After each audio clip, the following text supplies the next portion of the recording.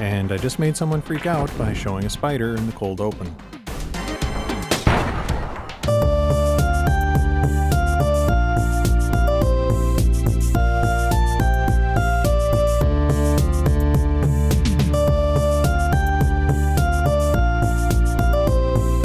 Magic Knight Rayearth is an action role-playing game developed and published by Sega for the Saturn. It's based on the anime and manga of the same name. It was announced at the June 1994 Tokyo Toy Show when the Saturn was first unveiled and was released in Japan in 1995. The game was localized for America by Working Designs and was supposed to be released in 1996, but a hard drive crash forced them to rebuild many parts of the game, delaying its release until 1998. Working Designs took advantage of this situation to fix some problems the Japanese release had, like game slowdowns and removing the limit on the number of game saves. It was the last Sega Saturn game released in North America. You play as three 14-year-old girls, Hikaru, Umi, and Fu. Apparently it's field trip day in Japan, and all the schools decided to go to Tokyo Tower at the same time. You start out playing as Hikaru on the tower's lower level. You can run around, get used to the controls, and talk to absolutely everyone. After you take the elevator to the observation level and talk to the other player characters, your pet dog, Flash, appears for some reason. After chasing Flash around, the three girls see a blinding flash of light and a vision of Princess Emerald. All three are summoned to the land of Sephiroth, or Sephiro, depending on if you prefer the anime or game pronunciation. After the girls introduce themselves to each other, they meet Clef, the High Priest of Sephiro, whatever. Clef tells them they are the three legendary Magic Knights. Of course, they need to save the world by rescuing the princess before they can go back home to Tokyo. Pretty standard fare. After getting attacked by one of the bad guys' minions, the girls must flee, leaving Clef to fight alone and get turned to stone. They need to meet Prisia, the weaponsmith, to get their weapons, then go through the Forest of Silence. Prisia gives them temporary weapons until the girls can get some Escudo, so she can forge their special magic weapons. Now, the game finally actually starts. The intro is pretty long. Not the longest I've seen, and the first time you play, you might not notice how long it is. On subsequent playthroughs, though, it can start dragging. One of the first things you'll notice is how skatey and loose the controls feel. Movement takes about a third of a second to ramp up and down. You get used to it pretty quick, and the characters stop when you want them to, but it also feels like you're constantly playing on a really forgiving ice level. Your teammates follow you around and are pretty good at not getting stuck. They're not perfect, though. They will eventually get lost or stuck. But you don't really need to worry about that. You can switch to them at any time, and they won't get hurt or die unless you're controlling them. Despite the skatey movement, using your weapons is responsive, and each girl has their own attack style. Hikaru swings her sword in an arc, Umi stabs her fencing foil straight forward a little further than Hikaru can, and Fu uses a bow for ranged attacks. In a departure from the anime, Umi and Fu keep their foil and bow when Prisia gives them their Escudo weapons. Each weapon has charge attacks, which deal more damage, except Fu, who gets a spread shot and homing missiles, while the attack power of each arrow stays the same. The magic system is simple. All the spells are basically area of effect attacks with 3 levels, each more powerful than the last.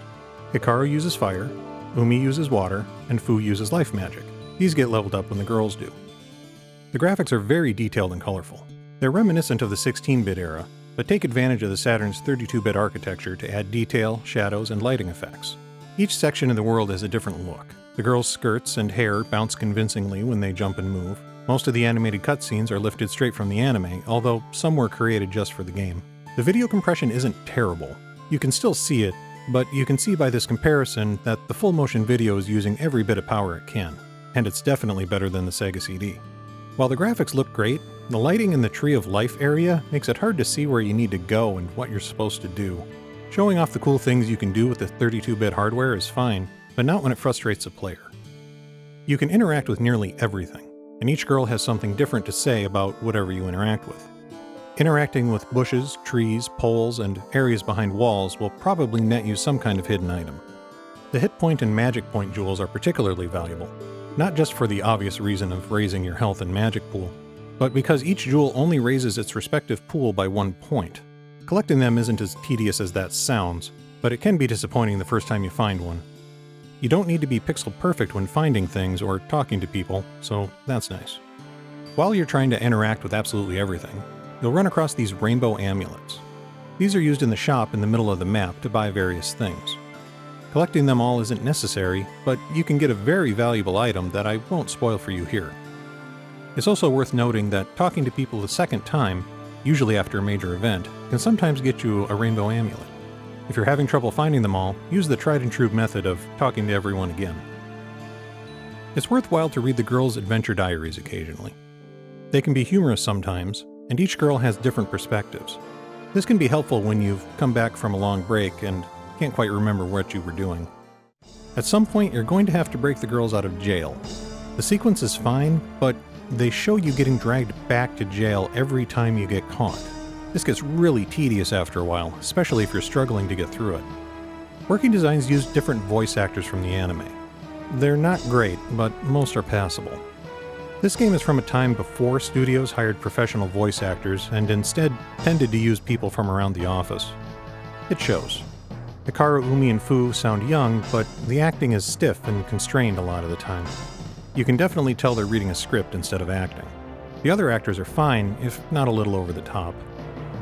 It's worth noting that the game developers couldn't use the original lyrics for the theme song because of copyright reasons.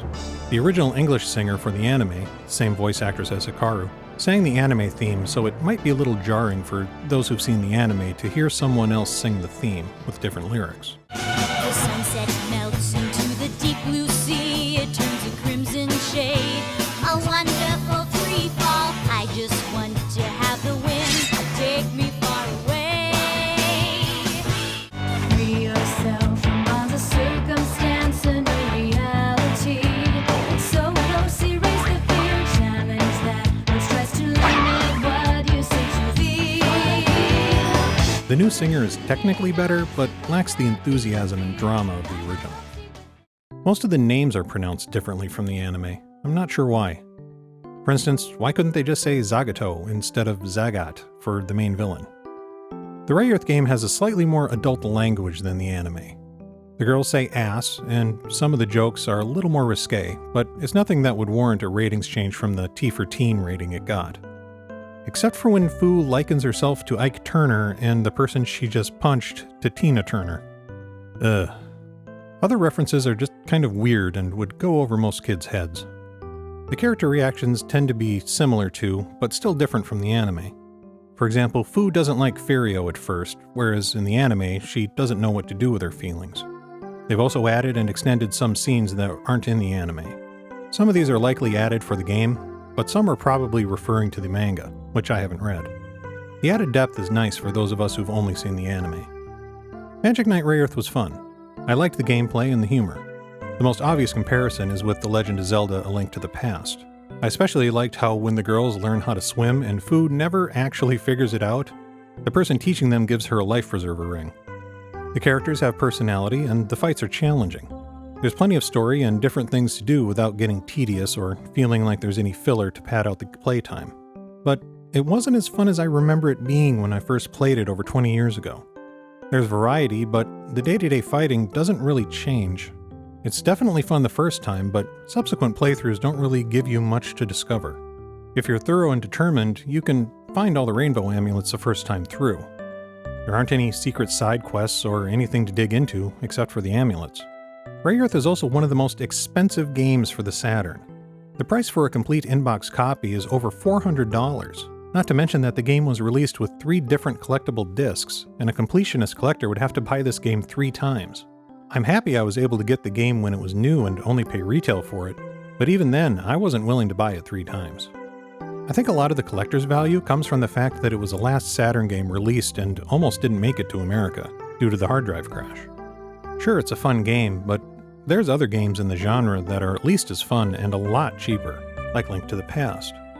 Like I said, it's fun, but I don't think it's $400 fun.